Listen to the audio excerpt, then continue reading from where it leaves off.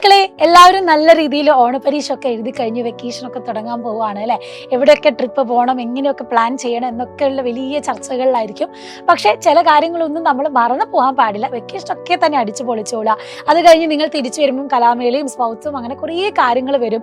അപ്പോഴും നമ്മൾ ചിലപ്പോൾ ഒന്ന് പുറകിലേക്ക് പോകാൻ ചാൻസ് ഉണ്ട്. അപ്പം എല്ലാവരും പറയുന്ന ഒരു കാര്യമുണ്ട്, അത് തികച്ചും യാഥാർത്ഥ്യം കൂടിയാണ്. കാരണം ഓണപരീക്ഷയ്ക്കാണ് ഏറ്റവും നല്ല രീതിയിൽ നമുക്ക് സ്കോർ ചെയ്യാൻ പറ്റുന്നത്.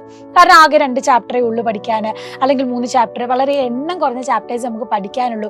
മാത്രമല്ല നമ്മൾ ആദ്യമായിട്ട് നോക്കുന്നതുകൊണ്ട് തന്നെ നമുക്ക് നല്ലോണം പഠിക്കാൻ സമയമുള്ളതും ഒക്കെയുള്ള ഒരു പരീക്ഷയാണ് പരീക്ഷയാണ്.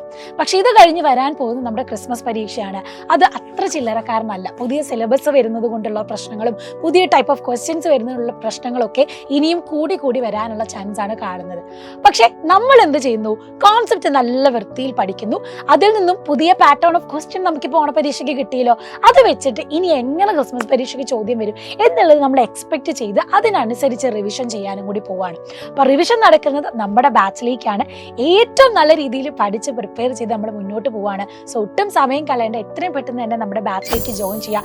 അടിപൊളിയായിട്ട് നിങ്ങൾക്ക് പ്രിപ്പയർ ചെയ്യാം. അപ്പോൾ ഓണമൊക്കെ ആയതുകൊണ്ട് ഇപ്പോൾ ഓഫറും ഉണ്ട്. ഇപ്പോൾ ജോയിൻ ചെയ്താൽ നിങ്ങൾക്ക് 10% ഓഫർ ലഭിക്കുന്നതാണ്. അപ്പം നല്ല തകർത്ത് തന്നെ നമുക്ക് പഠിക്കണം. നിങ്ങൾ എൻജോയ്മെന്റ് പ്ലസ് നല്ല രീതിയിൽ പഠനവും കൂടി ശ്രദ്ധിക്കേണ്ടതായിട്ടുണ്ട്. സോ ഇനി അങ്ങോട്ട് നമ്മൾ ഒന്നിച്ച് തന്നെ എങ്ങനെ നമ്മൾ ഓണപരീക്ഷ ഓവർകം ചെയ്തു, ഏറ്റവും നല്ല രീതിയിൽ നമ്മൾ പ്രിപ്പയർ ചെയ്തു, അതുപോലെ തന്നെ ഇനി അങ്ങോട്ടും നല്ല രീതിയിൽ പഠിച്ച് മുന്നോട്ട് പോകേണ്ടതായിട്ടുണ്ട്.